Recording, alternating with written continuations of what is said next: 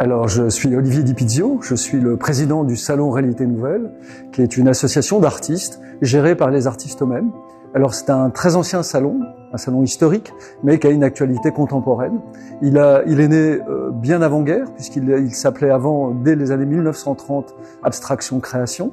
Il a changé de nom pour s'appeler Réalité Nouvelle, Salon des Réalités Nouvelles, juste avant-guerre, dans une grande exposition qui était le summum de la modernité à ce moment-là, avec des grands artistes comme Kandinsky, comme Marcel Duchamp, comme Sonia Delaunay, comme beaucoup d'autres. En fait, tous les artistes européens de cette époque-là exposaient au Salon des Réalités Nouvelles, qui était l'endroit où les artistes qui fondaient un art nouveau, un art moderne, un art contemporain de l'époque, se retrouvaient autant pour dire la spécificité de ce qu'est l'abstraction, que de se retrouver entre artistes. Ensuite, il y a eu la guerre, donc il y a eu un arrêt du salon, parce que les artistes sont partis, certains sont décédés, d'autres sont partis aux États-Unis, d'autres un peu partout en France, et ils sont revenus en 1946 pour une nouvelle exposition des Réalités Nouvelles, et c'est là qu'a vraiment refondé Fredo Sides, qui était un marchand d'art qui circulait entre les États-Unis, la France, l'Italie, l'Espagne.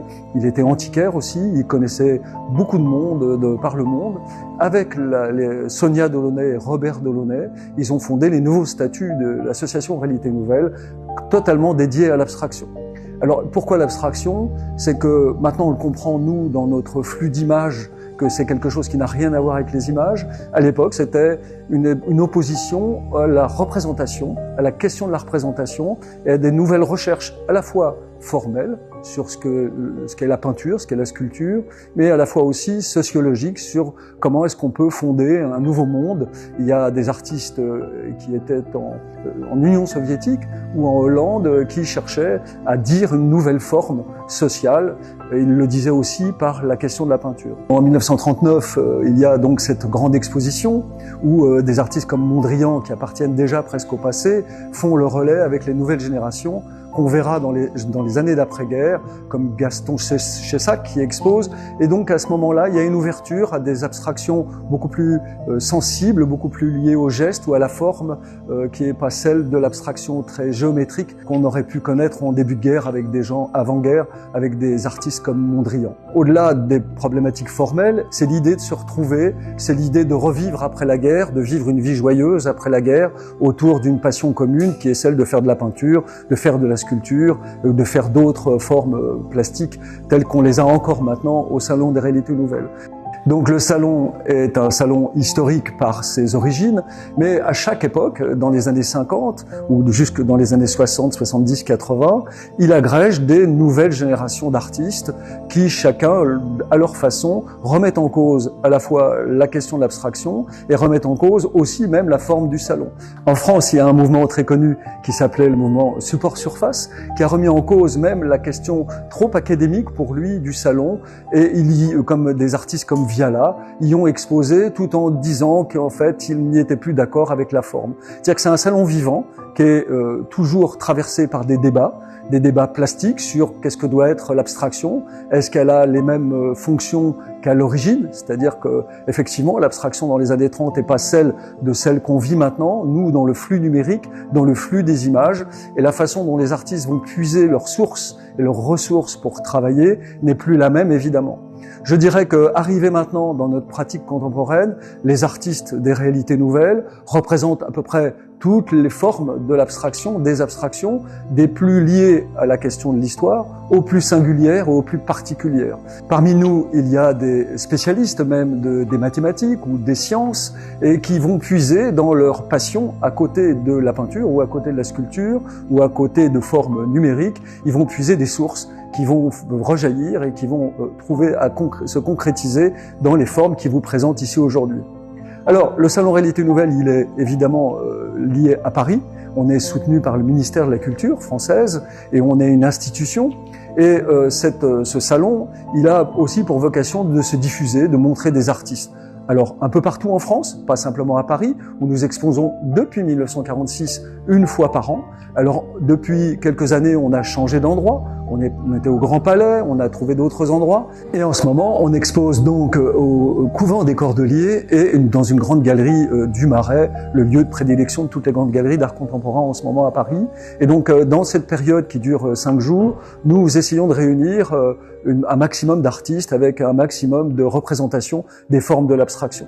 Donc, ensuite, nous diffusons nos expositions un peu partout en France ou en Europe, mais aussi dans des voyages, ce que nous appelons hors les murs, donc hors Paris, hors la forme habituelle, jusqu'ici en Chine, où ça fait maintenant donc la 7e exposition que nous venons présenter ici, dont la 4e à la galerie 1905 à Shenyang.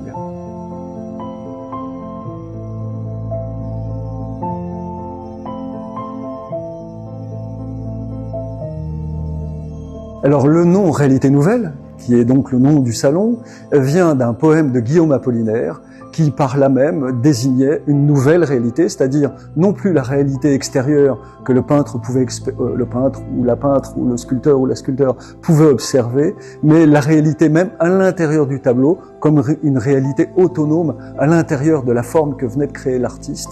Et c'est donc ce mot-là que les artistes abstraits ont choisi pour nommer le tableau.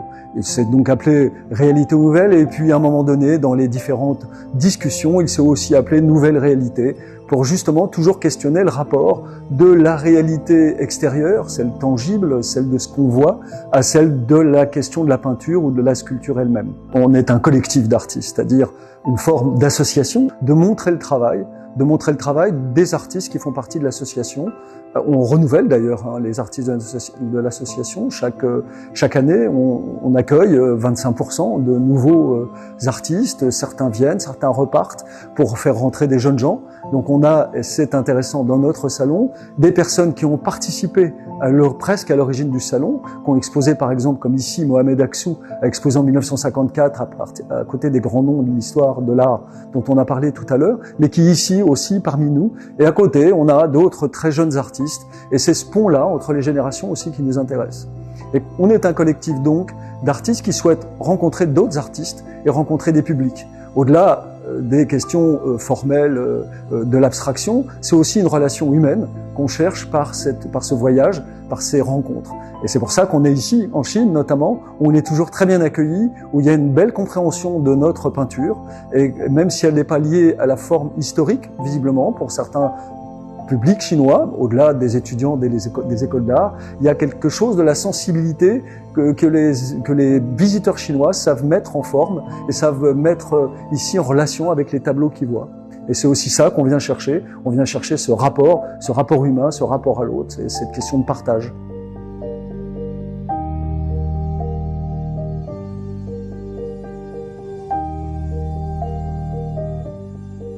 Nous étions déjà venus la première fois pour le 50e anniversaire des relations franco-chinoises, et nous sommes ici aujourd'hui dans la galerie 1905 à Shenyang pour le fêter, pour honorer l'anniversaire des 60 ans de relations franco-chinoises. Et pour nous, on trouve que c'est un bon moment qui parle aussi de fraternité. Cette exposition présente donc des artistes différents, des artistes liés à une abstraction plus géométrique, plus minimaliste, plus formalistes pour certains, d'autres qui sont dans l'expression de la sensibilité pure, d'autres dans l'économie de moyens maximum, c'est-à-dire mettre le moins possible d'action de leurs gestes, d'autres au contraire veulent mettre la question du corps par le geste en évidence et veulent parler de leur relation personnelle avec les formes de l'abstraction. D'ailleurs, dans notre association, quand on écrit des petits textes, on met toujours abstraction avec entre parenthèses un S, pour dire le pluriel des abstractions, pour pas rester à une forme figée. Certains travaillent d'ailleurs avec des images. Certains projettent même des images, de multiples images sur leur surface, et c'est le brouillage de ces images, ou les glitches de certaines de ces images qui servent de source à leur peinture ou à leur sculpture. Donc la question à la fois donc, de l'image est importante, mais aussi la question de l'espace. C'est une diversité de pratiques que nous souhaitons présenter, à la fois presque comme forme pédagogique, pour donner à voir la différence, pour donner à voir des singularités, parce qu'on a beau être une association, chaque artiste à l'intérieur de l'association, il n'est pas lié à un dogme ou à une forme qu'il devrait respecter, il a une personnalité, une singularité, et c'est ces particularités, personnalités qu'on souhaite montrer aussi à l'intérieur de ce courant qu'on appelle abstraction. D'ailleurs, parmi les peintres qui sont là, ou les sculpteurs, certains n'emploient même pas le mot abstraction, ils parlent de « je fais de la peinture ». pas je fais de l'abstraction, ou je fais une sculpture, pas je fais de l'abstraction. C'est un terme qui nous permet de nous relier, c'est une relation des uns aux autres, des relations à la forme, mais c'est pas un terme qui nous emprisonne, au contraire, c'est une recherche de liberté. Cette exposition regroupe 70 artistes que nous avons sélectionnés. On a un groupe d'artistes qui font partie du comité qui sélectionne donc des artistes en fonction justement de cette diversité. Pour nous, c'est toujours un honneur d'être reçus et je dois dire que ça fait donc la 3e fois que nous venons à la Galerie 1905 et à chaque fois, c'est d'un lieu nouveau, avec des qualités professionnelles extraordinaires. Nous allons prendre un abonnement ici à la Galerie 1905 où nous sommes reçus avec chaleur et avec professionnalisme. Donc ça, c'est le gros, c'est le plus... Et là, je parle de peintre. 下午好，我是190文化创园的创始人，同时也是本次展览的联合发起人，我叫徐米粒。那首先非常感谢大家在这个温暖宜人的春冬季节莅临我们的开幕活动现场。